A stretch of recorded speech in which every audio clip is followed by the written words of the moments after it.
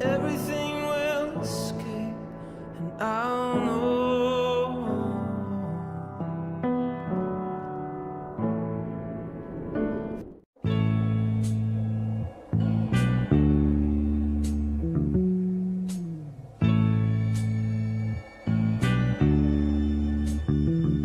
Michael Rennie was ill the day the earth stood still, but he told us where we stand.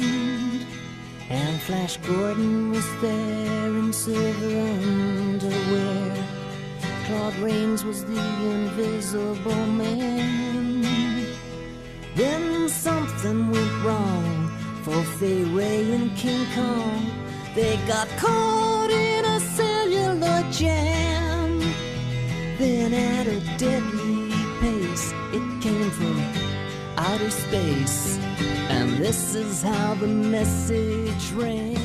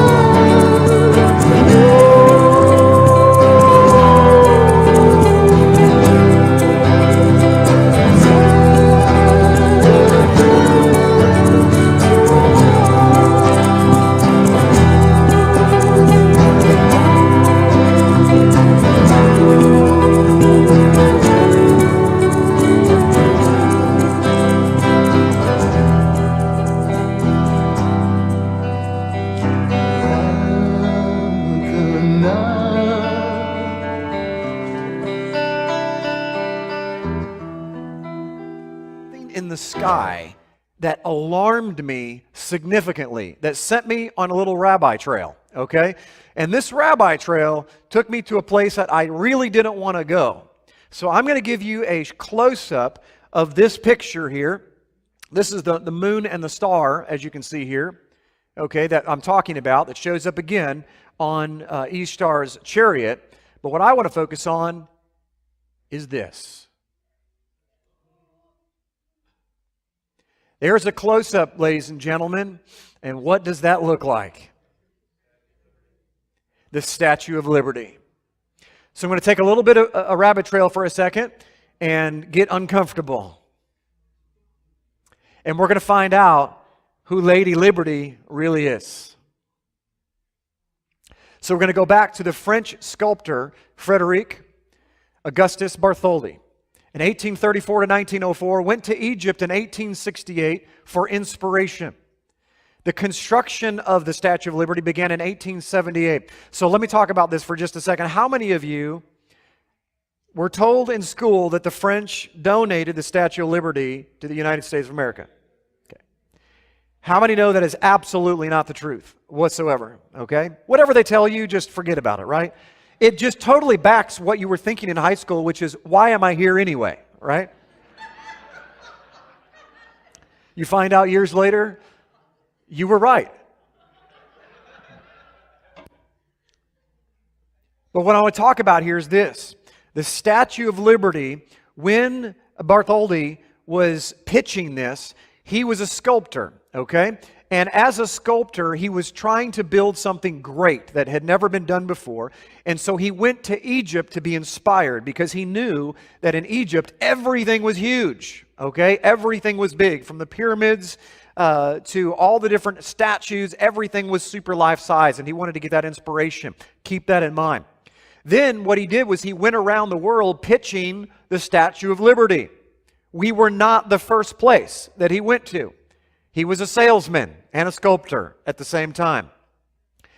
And what happened is they went to America. America liked the idea and tried to raise funds for the Statue of Liberty, but they couldn't. They were having a very difficult time raising the funds for the Statue of Liberty until one gentleman in a local paper, decided to write a blog, what we would call a blog today, or a newspaper article, basically ripping on the middle class, saying, hey, the rich cannot be the only ones that represent America. We need to give to this cause because we need a representation of freedom.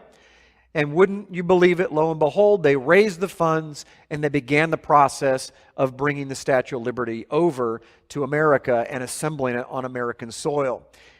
Now, what's fascinating is if you look at the picture that's on your screen right now, I'm sure it's total coincidence, ladies and gentlemen, that the statue on the left not only looks identical to the Statue of Liberty, but has the exact same rays coming off what is arraying her head as the sun rays, representing the 7 continents of the world. It is the sun god that presides over the world. Oh, I'm not done yet. This is Attis. Now, Attis is somebody you need to understand who he is, because Attis was the priest or the main servant of Cybele, or Ishtar, or the wife of Baal, the sun god. And he, in their craziness, let's just leave it that wink wink, of what went happen in those times, is he castrated himself, then would dress up, cross-dress as a woman, and wear this hat. This is a close-up of the castrated Attis on the left and Lady Liberty on the right. What I want to suggest to you when I got to this part is I thought to myself, oh my goodness, is Lady Liberty really a lady? Or is it Larry Liberty? I don't know. But I'm going to let you decide as we do a little bit close up here, and you tell me if that looks like a feminine face. Ignore the long hair. Remember, The priests of Ishtar wore long hair, they castrated themselves, wore robes like women, and wore these headdresses. Now, one more better for you. Here is her face before it is assembled, and before you have the ability to look at the hair and be influenced. That's under construction. If I'd known any better, I would think it was Superman. So you can be the judge, ladies and gentlemen, but this little rabbit trail here, I believe, shows us that not only has Attis, or the priest of Ishtar, and sun god worship showing up all over Egypt, all over Rome, all over Greece, and everywhere else in the Eastern Mediterranean, but is on our soils and has infiltrated America today and has literally become the epitome and the torch of freedom. It's bondage. Let's go one further. The 7 rays of the sun. Notice the nimbus, the halo of rays of the sun. This is an ancient pagan sun god. It's everywhere. This is not something they just made up. Helios, look at this. Holding a torch. He's the Colossus of Rhodes, one of the 7 wonders of the ancient world. Where did he get the idea of the torch? Ladies and gentlemen, he took a trip here. He took a trip to Egypt. He studied these things. This is what he saw. An over 100-foot colossus of Helios with this headpiece on of the 7 rays of the sun. Don't tell me that that didn't influence him. The exact attributes of Helios, or the colossus, and the sun god, and all of those things show up in the Statue of Liberty.